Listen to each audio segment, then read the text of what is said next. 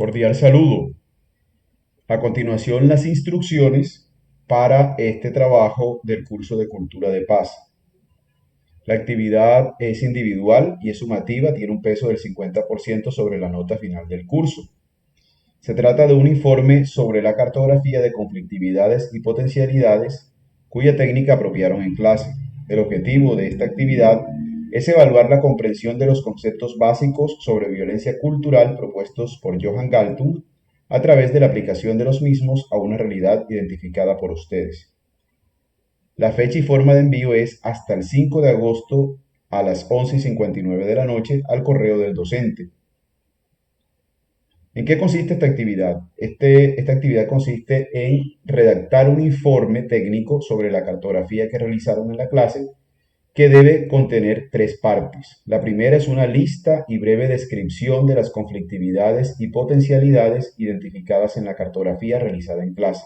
Para ello, al final les voy a presentar un cuadro muy sencillo en el cual ustedes enlistan esas conflictividades y potencialidades. Es básicamente colocar por escrito la socialización que hicieron de su cartografía durante la clase.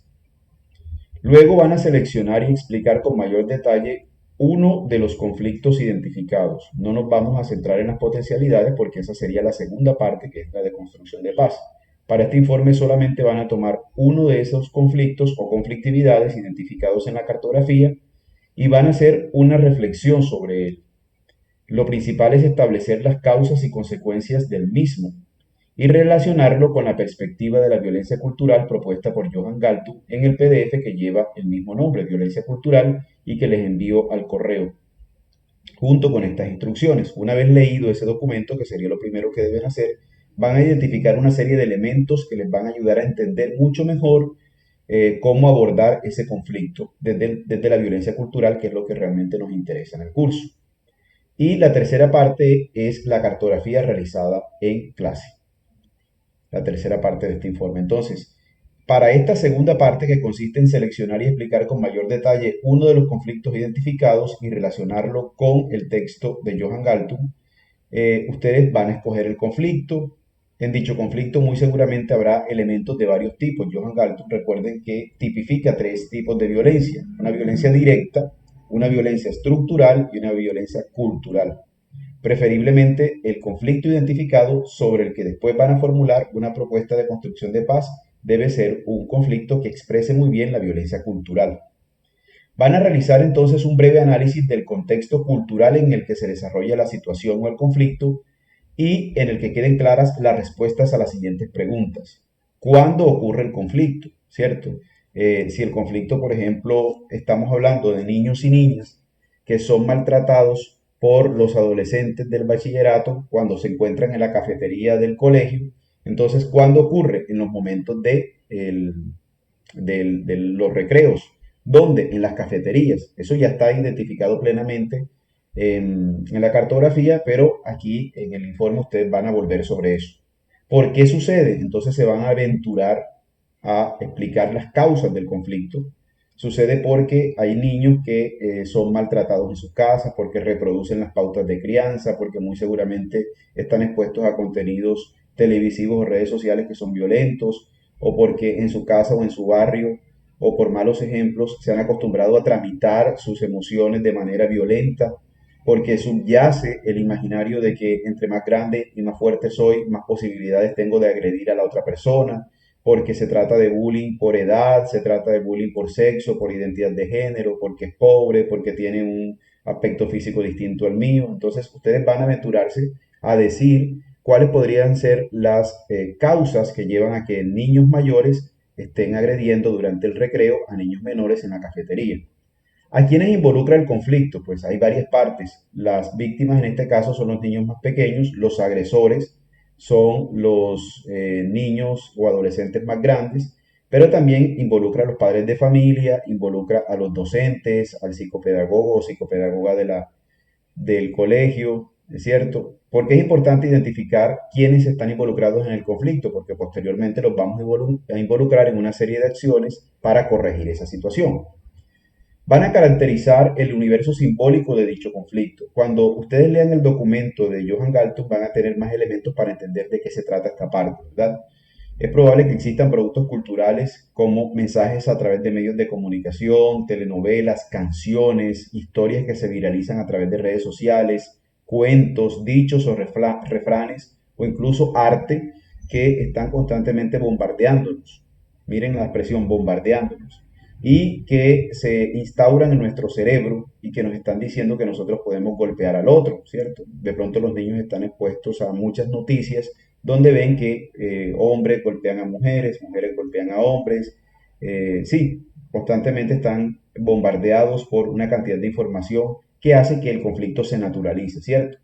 Lo que sucede en este universo simbólico es que ustedes van a identificar, sí, probablemente, porque se van a aventurar, no es una investigación exhaustiva, probablemente ustedes crean o crean probablemente que los niños y niñas están sometidos a una cantidad de canciones, de videos, o ven ese comportamiento en otros niños más grandes del bachillerato y simplemente lo están reproduciendo. O es posible que sin darnos cuenta como docentes estemos asumiendo actitudes de imposición o de agresión o los mismos padres de familia, ¿verdad?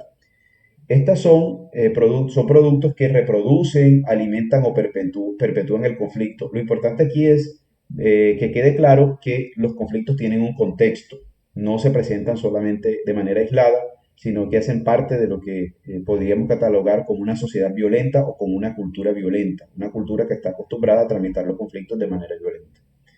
O se podrían preguntar si existen aspectos culturales que propician esa violencia, ¿verdad? La cultura del narcotráfico, por ejemplo, o en los barrios en los que viven los niños, son barrios bastante conflictivos, ¿verdad? En otras palabras, identificar si los hay, no necesariamente los hay, o los podemos identificar fácilmente, elementos o situaciones dentro de la cultura que propicien que esa violencia se haya interiorizado, es decir, que se considere como natural o aceptable. Entonces, después de esa lectura, ustedes muy seguramente de la lectura de Johan Galton van a tener elementos para pensar y aventurarse a decir cosas. Como les digo, no se trata de hacer una fundamentación teórica, una super investigación sobre el tema, sino mirar si dentro de ese conflicto que ustedes identificaron, que seleccionaron, se pueden aventurar a decir cosas sobre el contexto cultural en el que se desenvuelve el asunto. Identifique si los hay, si lo pueden hacer, suposiciones o verdades que se dan por hechas, estereotipos o imaginarios asociados al otro o a la otra que puedan considerarse como parte de las raíces del conflicto. Por ejemplo, el pez grande se come al pez pequeño, ¿cierto? Hay un refrán por allí o un dicho, o hay verdades ocultas, por ejemplo, que entre más fuerza tienes, más varón eres, entonces tienes que demostrar que eres fuerte golpeando a los demás niños, o le dices niña al peladito que no se sabe defender, ¿verdad? Porque supuestamente es débil, o porque tiene la misma edad y no es tan fuerte, o porque es más pequeño y no se sabe defender. Entonces, hay algunas verdades que a veces no identificamos y es que necesitamos estar demostrando constantemente que somos, por ejemplo, hombres golpeando a niños más pequeños o a otros hombres, ¿cierto? Entonces, allí ustedes se aventuran a decir que muy probablemente en el medio pues hay verdades que se están diciendo constantemente y es que debemos mostrar nuestra masculinidad agrediendo a la otra persona. Pueden también identificar o mencionar daños y afectaciones para las personas. Entonces, ¿qué sucede con niños y niñas que son maltratados a la hora del recreo en la cafetería? ¿Cierto? Por ejemplo, en la fila. Si los hay, daños y afectaciones para comunidades y ecosistemas.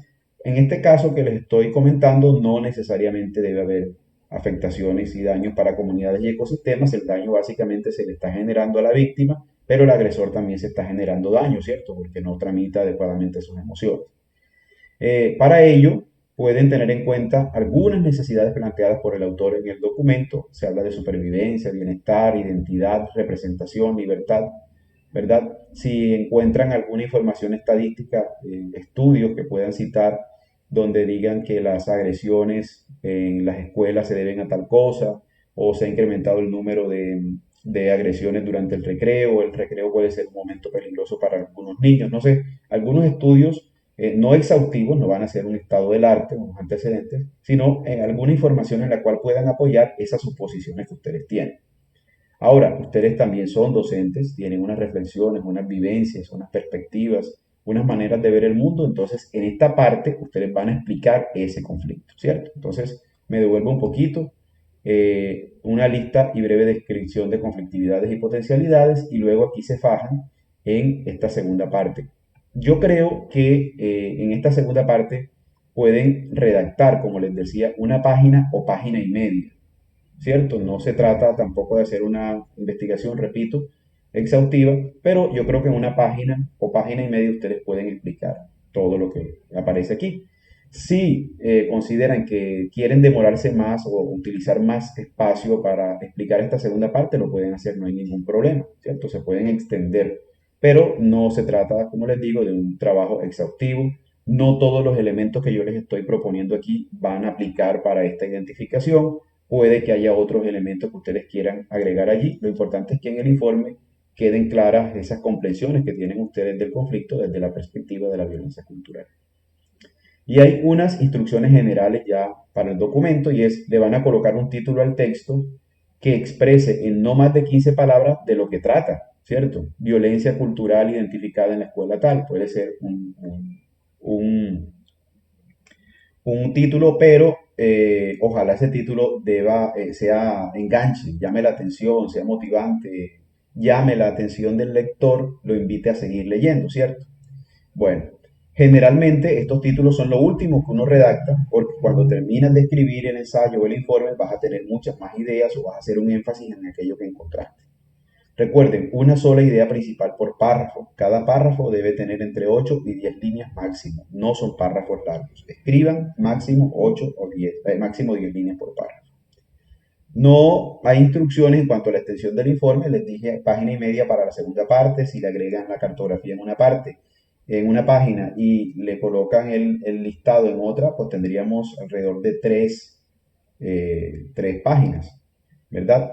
Pero eso depende de ustedes si se alargan o no en la segunda parte de este informe.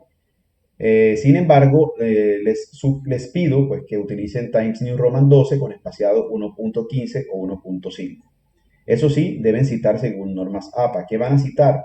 El texto de Johan Galtung y cualquier otro documento estadístico o cualquier otro tipo de documento de donde ustedes sacaron información para sustentar lo que están diciendo. Recuerden que el plagio es un delito académico y los profesores tenemos libertad para sancionar o penalizar ese delito. En mi caso, yo coloco un 0. Si usted no me cita, usted ya debe saber citar por lo menos el nombre, la fuente, el nombre del autor, el nombre del texto de donde lo sacó, la fecha, la página, si la hay, porque a veces son documentos que uno baja de un blog y no aparecen en unas páginas, y la fecha también si la hay. Preferiblemente también el link de donde usted sacó esa información. Bueno, aquí está entonces el cuadro donde van a listar y describir las conflictividades y potencialidades. Les doy ejemplos de conflictividades. Por ejemplo, la comunidad arroja basura en los predios de la institución educativa es el nombre de la conflictividad y lo deben describir. Pero si el título es tan diciente, es tan expresivo, no necesariamente tienen que explicarlo, ¿cierto? Ya sabemos con el nombre de qué tipo de conflictividad estamos hablando. Lo mismo sucede con los demás ejemplos para potencialidades. Listo, con esto termino entonces la explicación.